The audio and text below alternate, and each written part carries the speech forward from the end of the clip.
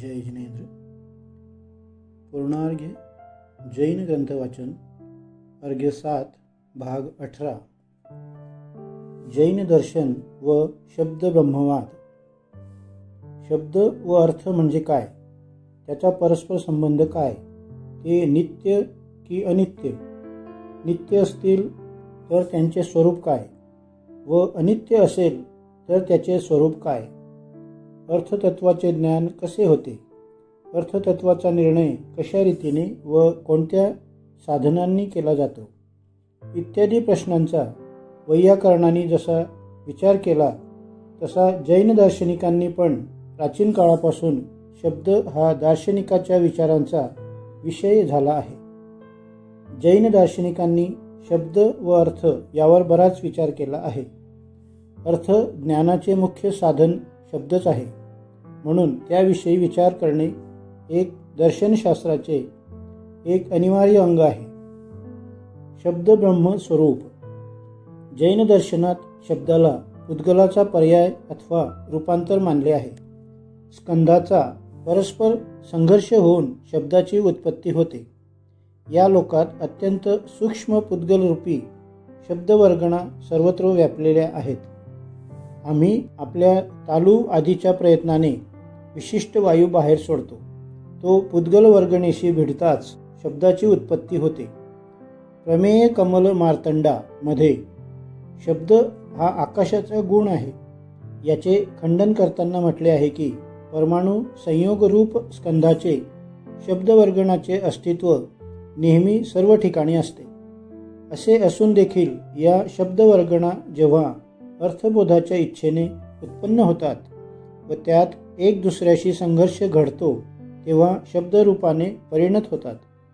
वाद्यध्वनी, मेघगर्जना इत्यादी देखील वर्गणांच्या घर्षणाचेच फळ आहे.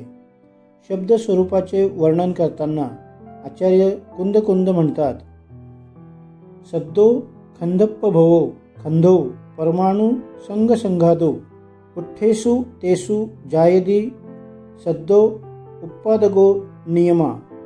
पंचस्तिकाय शब्द स्कंधापासून उत्पन्न होतात. अनेक परमाणूंच्या बंधाला स्कंध म्हणतात. अशा स्कंधाचा मिलाप होऊन शब्दाची उत्पत्ती होते. यावरून शब्द पुद्गल पर्याय आहेत. पुद्गलाचीच ती एक अवस्था आहे. शब्द ज्या अर्थी पुद्गलाचा पर्याय आहे तर तो कोणत्या गुणाच्या विकारामुळे उत्पन्न होतो. पुद्गलामध्ये प्रमुखपणे 4 गुण आहेत. त्यापैकी स्पर्श गुणाच्या विकाराने शब्द उत्पन्न होतो. पुद्गल स्वरूप असलेल्या भाषा वर्गणेत पुद्गलाचे 4ही गुण असले तरी स्पर्श गुणाच्या परिवर्तनाने शब्दाची उत्पत्ती होते. याच कारणामुळे कर्णेंद्रियाशी स्पर्श घडल्यानंतर शब्द अर्थबोधाला कारण बनतो. हल्लीच्या विज्ञानाने ध्वनी कसा उत्पन्न होतो याच कारणामुळे कर्णेंद्रियाशी या बाबतीत जी प्रक्रिया दाखवली आहे तिच्यावरून देखील या म्हणण्याचे समर्थन होते. जैन दार्शनिकांनी शब्द हा गतिमान, स्थितिमान व मूर्तिक मानला आहे. प्रयोगाने पण शब्द हा या 3 गुणांनी युक्त आहे असे सिद्ध होते. अर्थात शब्द या पुद्गलाचा पर्याय आहे व तो स्पर्श गुणाच्या विकारामुळे उत्पन्न होतो. तसेच यात पुद्गलाच्या 4 गुणापैकी स्पर्श गुणच मुख्यत्वे करून स्पष्टपणे दिसतो. नित्यानित्यता. मीमांसक म्हणतात की शब्द अनित्य मानल्यास पदार्थाचे ज्ञान होणे शक्य नाही. शब्दामुळे पदार्थाचे ज्ञान होते, म्हणून शब्द नित्य आहे. जर तो नित्य असेल तर स्वार्थवाचक होऊ शकत नाही. शब्दामध्ये वाचकत्व व पदार्थामध्ये वाच्य शक्ती आहे. म्हणून शब्द व पदार्थ यांच्यात वाच्य वाचक संबंध आहेत. हा संबंध प्रत्यक्ष अनुमान व आगम प्रमाणाने सिद्ध आहे. उदाहरणार्थ आम्ही असे म्हणू शकतो की आम्ही एखाद्या व्यक्तीला पाणी आणावयास सांगितले. शब्द जर अनित्य असता तर पाणी या शब्दोच्चारणबरोबर तो नष्ट झाला असता व श्रोत्याला अर्थज्ञान घडले नसते. अशा परिस्थितीत कुठले पाणी व कुठले काय ऐकणारा कधीच पाणी आणून देणार नाही. पण या सर्व गोष्टी घडून येतात. ऐकताच श्रोत्याला अर्थबोध होतो व तशी क्रियाही घडून येते. म्हणून शब्द नित्य आहे. अनित्य शब्दापासून अर्थ, प्रतीती, प्रवृत्ती व प्राप्ती घडणे शक्य नाही. हा घट आहे. या शब्दाचे सादृश्य अशा प्रकारच्या वेगवेगळ्या देशातील शब्दात आढळते. यावरून हे सादृश्य अर्थवाचक होईल ती काही नित्यता नव्हे, अशा तऱ्हेची शंका घेणे बरोबर नाही. सादृश्यामुळे शब्द अर्थवाचक होऊ शकत नाही. तसे मानल्यास शब्द ज्ञानात भ्रांतिदोष उत्पन्न होईल. एका शब्दाचा संकेत झाला असता दुसऱ्या शब्दाने होणारा अर्थनिश्चय निर्भ्रांत असू शकत नाही. नाहीतर ज्याचा संकेत घेतला आहे अशा गो शब्दाने अश्व शब्द वापरला तरी होणारा गाय या शब्दाचा निश्चय देखील निर्भ्रांत ठरेल. जर शब्दांच्या अवयव साम्यावरून शब्दातील सादृश्य मानले तर ते देखील योग्य होणार नाही, कारण वर्ण हे निरवयव आहेत. गत्वविशिष्ट ग आदी शब्दांमध्ये देखील वाचकत्व येऊ शकत नाही, कारण ग आदी सामान्यांचा अभाव आहे आणि सामान्याचाच जेथे अभाव आहे तेथे अनेकत्व कसे शक्य होईल. म्हणून नित्य शब्दानेच अर्थबोध होऊ शकतो. पतंजलीने रूलरूक सूत्राची व्याख्या करताना जातीवाचक, गुणवाचक, क्रियावाचक व यद्दच्छा शब्दांचे वर्णन केले आहे. त्यात म्हणतात, जाती शब्द नित्य आहेत, क्रियावाचक शब्द सूक्ष्म तसेच अप्रत्यक्ष आहेत, गुणवाचक शब्द व्यवहार्य आहेत व स्वानुभूती, स्वयंवेद्य तसेच यद्दच्छा शब्द लोकव्यवहाराला कारण आहेत. यद्दच्छा शब्द भौतिक आहेत, ते नित्य नाहीत, प्रतिक्षण परिवर्तनशील आहेत. नैयायिक व वैशेषिक शब्दाला अनित्य मानतात. उत्पत्तीच्या तिसऱ्या क्षणाला शब्दाचा नाश होतो असा त्याचा सिद्धांत आहे. शब्दाला ते आकाशाचा विशिष्ट गुण समजतात. लौकिक व्यवहारात वर्णाहून पृथक अशा नादध्वनीलाच शब्द म्हटला जातो. बौद्ध अपोह अन्य निवृत्तीरूप शब्दाला मानतात. तसेच त्यांच्या दर्शनात शब्दाला अनित्य मानले आहे. प्रभाकराने शब्दाच्या दोन अवस्था मानल्या आहेत, एक ध्वनिरूप व दुसरी वर्णरूप. या दोहोंना आकाशाचा गुण म्हटले आहे. त्यापैकी ध्वन्यात्मक शब्द अनित्य आहेत आणि वर्णात्मक शब्द नित्य आहेत असे त्यांचे मत आहे. जैन दर्शनाची भूमिका समन्वयाची आहे. ते शब्दाला नित्यात्मक मानते. वस्तुस्थितीच अशी आहे की जैन दर्शनात दोन दृष्टिकोनातून विचार करण्याची पद्धती आहे. एक द्रव्यार्थिक अन्वय, द्रव्य दृष्टीने विचार व दुसरा पर्यायार्थिक नय, पर्याय दृष्टीने विचार. कोणत्याही वस्तूचा विचार करताना वरील दृष्टीपैकी जेव्हा एका दृष्टीने विचार केला जातो तेव्हा तिला मुख्यतः दुसरीला गौणता येते. म्हणून द्रव्य दृष्टीने विचार केल्यास शब्द कथंचित नित्य सिद्ध होतो, कारण द्रव्यरूप शब्दवर्गणा नेहमी विद्यमान असतात.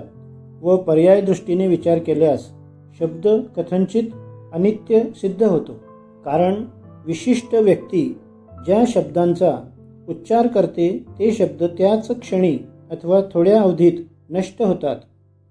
जैन दार्शनिकांची पर्यायापेक्षेने देखील शब्द श्रोत्यांच्या कानापर्यंत जाऊ शकणार नाहीत, मध्येच नष्ट होतील.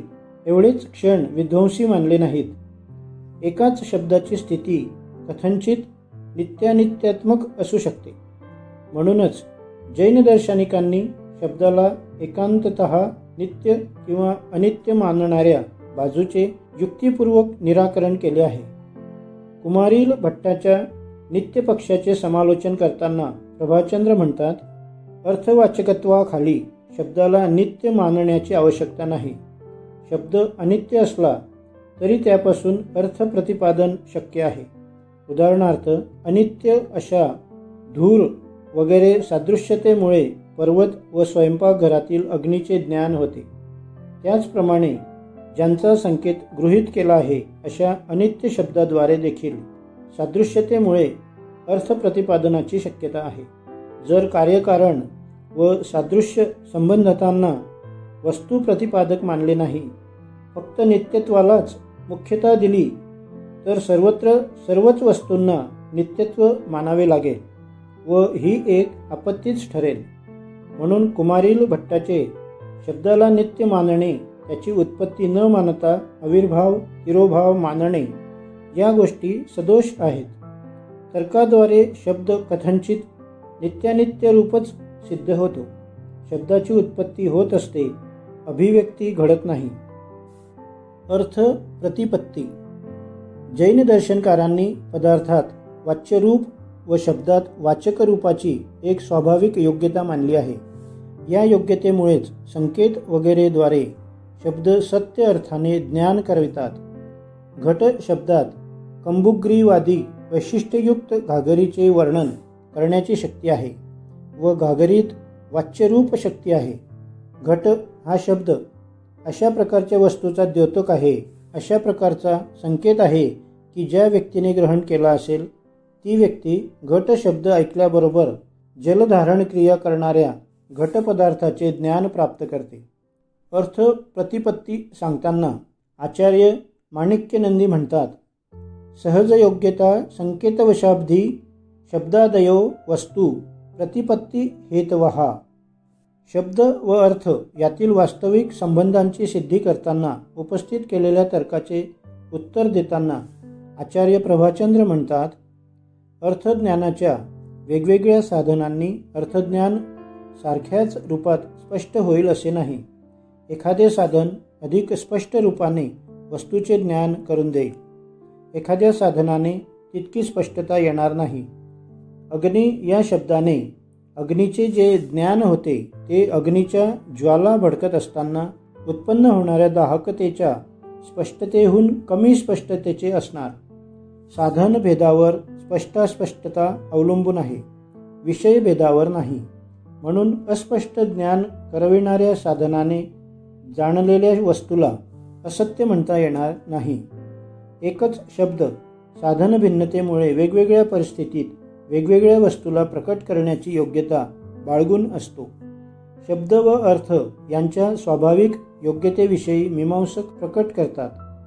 अर्थामध्ये असलेली ही स्वाभाविक योग्यता नित्य आहे की अनित्य? नित्य मानल्यास अनवस्था दोष देईल आणि अनित्य मानल्यास सिद्ध साध्यता दोष देईल. याचे उत्तर देताना आचार्य म्हणतात, हात, नेत्र, बोट, संज्ञा संबंधाप्रमाणे शब्दांचा संबंध अनित्य असला तरी पदार्थाचे ज्ञान घडविण्यास तो पूर्ण समर्थ आहे. हात, संज्ञा इत्यादीचा आपल्या अर्थाशी असलेला संबंध नित्य नाही, कारण स्वतः हात, संज्ञा इत्यादी अनित्य आहे. अशा परिस्थितीत त्यांच्या आधारे घडणारा संबंध नित्य नाही, कारण स्वतः हात, संज्ञा इत्यादी अनित्य आहे. अशा परिस्थितीत त्याच्या आधारे घडणारा संबंध नित्य कसा असू शकेल? भिंतीवर काढलेले चित्र भिंतीचे अस्तित्व असे तोपर्यंत असते. भिंत नष्ट होताच चित्र नष्ट होते. त्याचप्रमाणे शब्द असताना स्वाभाविक योग्यतेमुळे अर्थबोध होतो व शब्दाच्या अभावी अर्थबोध होत नाही. अशा प्रकारे मीमांसकांच्या सर्व आक्षेपांना युक्तिपूर्ण उत्तर प्रभाचंद्र आचार्यांनी दिले आहे. भर्तृहरीने आपल्या वाक्पदीय टीकेत शब्द व अर्थ यांच्या वेगवेगळ्या शक्तीचे निरूपण केले आहे. प्रभाचंद्रांनी प्रमेय कमल मार्तंडमध्ये शब्द व अर्थ यांच्या स्वाभाविक योग्यतेचे निरूपण करून भर्तृहरीच्या सिद्धांताचा विस्तारपूर्वक विचार केला. शब्द व अर्थ यांचा संबंध. जैन दर्शनामध्ये शब्दाशी अर्थाचा तादात्म्य संबंध मानला आहे. तो स्वाभाविक असून कथनचित नित्यानित्य आहे. ज्ञान व ज्ञेय यांच्यात ज्ञाप्य ज्ञापक संबंध आहे. शब्द व अर्थ यांच्यात योग्यतेशिवाय पण कार्यकारणवादी दुसरा कसला संबंध नाही. शब्द व अर्थ यांच्यात योग्यतेचा संबंध झाल्यावरच संकेत होतो. संकेतामुळेच शब्द वस्तुज्ञानाचे साधन बनतात. फरक इतकाच की हा संबंध नित्य नाही व याची सिद्धी प्रत्यक्ष अनुमान व अर्थापत्ती या तिन्ही प्रमाणाने होते.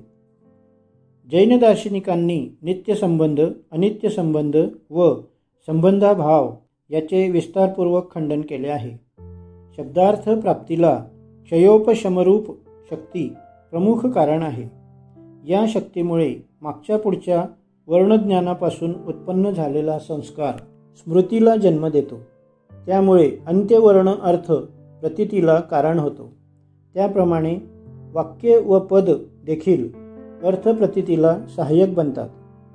जैन दर्शनात शब्द व अर्थ यांच्यात कदाचित तादात्म्य लक्षण मानलं आहे.